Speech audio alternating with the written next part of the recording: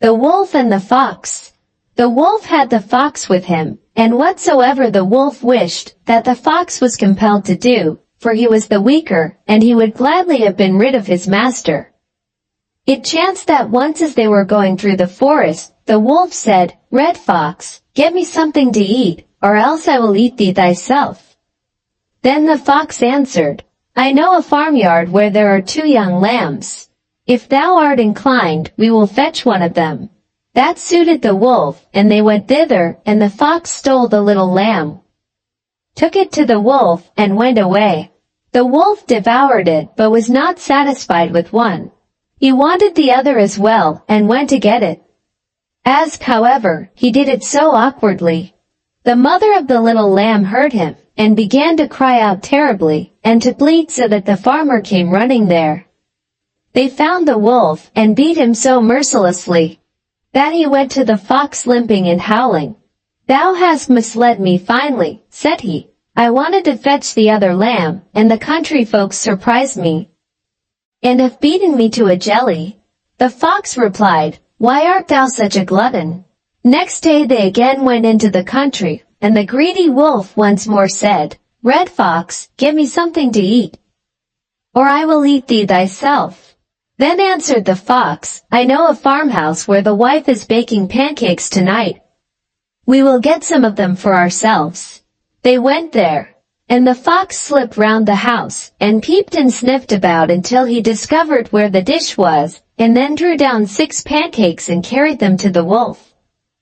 "There is something for thee to eat," said he to him, and then went his way. The wolf swallowed down the pancakes in an instant, and said, "They make one want more," and went thither and tore the whole dish down so that it broke in pieces. This made such a great noise that the woman came out, and when she saw the wolf she called the people, who hurried there, and beat him as long as their sticks would hold together, till with 2 lame legs and howling loudly, he got back to the fox in the forest. "How abominably thou hast misled me!" cried he. "The peasants caught me, and tanned my skin for me." But the fox replied, "Why art thou such a glutton?"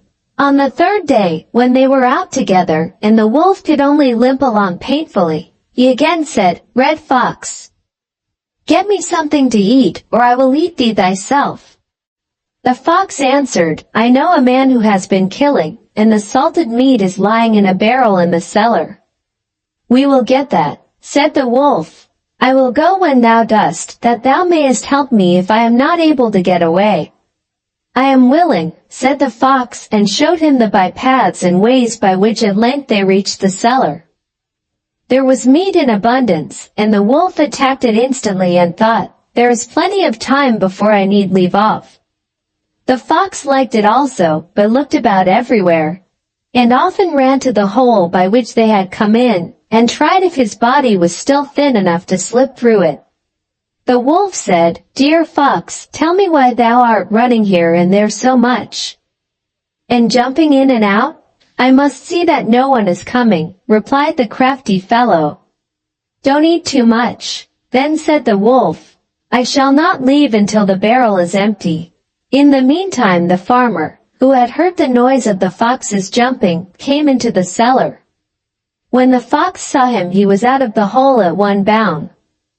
The wolf wanted to follow him, but he had made himself so fat with eating that he could no longer get through, but stuck fast. Then came the farmer with a cudgel and struck him dead. But the fox bounded into the forest, glad to be rid of the old glutton.